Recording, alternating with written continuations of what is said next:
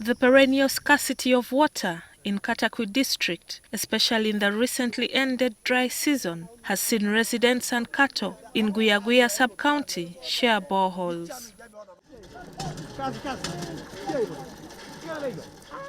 This borehole in Achuma village serves 150 households and their domestic animals.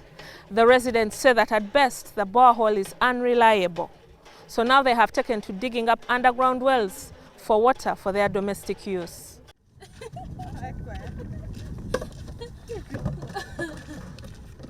This is one of the underground wells that the residents dug.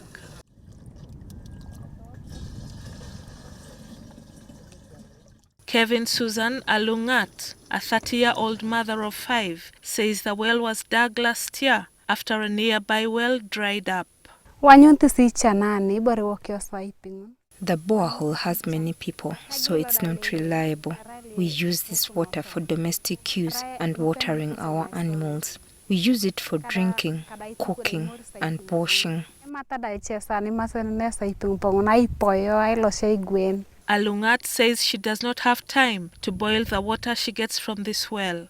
Her family drinks the water as it is.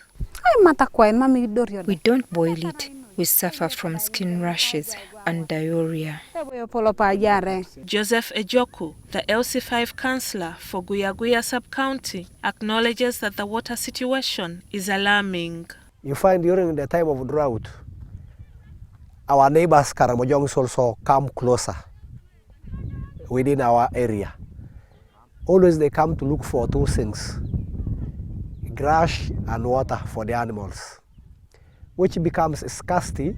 In some places, people wake up at 4 a.m. to line up at the boreholes. A place called Obratuminongongoja, where we have a battalion headquarters. We have the army there, we have one borehole, and the community in that area never had any nearby valley tank.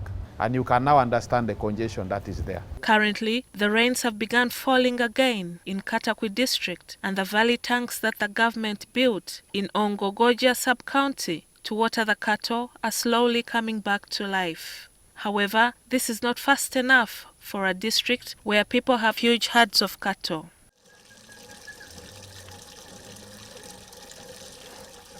William Omeke, the LC3 chairperson of Ongogoja sub-county, says the valley tanks had dried up in October last year. And you'll realize this Casimol valley tank here caters over 45,000 animals, heads of animals. And eventually they will finish the water very fast.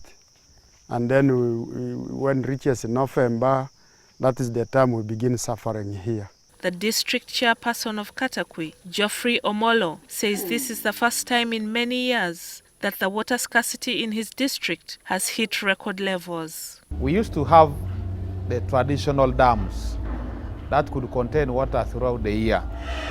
Unfortunately, most of these traditional dams, as we talk now, have silted up. Local leaders say government resorted to building valley tanks because they are cheaper. However, valley tanks are not sustainable because they only work during the rainy season. And in the dry season, communities suffer. We request the government to hear our cry by helping us, putting us a very big valley dam. And it is a place where we can pasture our animals.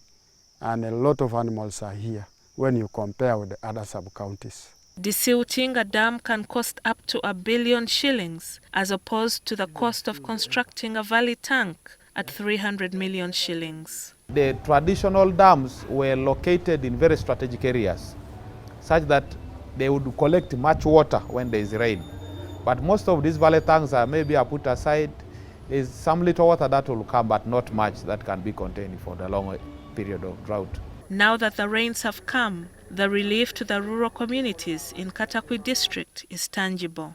The cattle can now return to drinking water from the valley tanks and leave the boreholes to the people. However, a more sustainable solution to the water crisis is needed other than depending on the mercy of weather patterns. Gillian Nantume, NTV, Weekend Edition.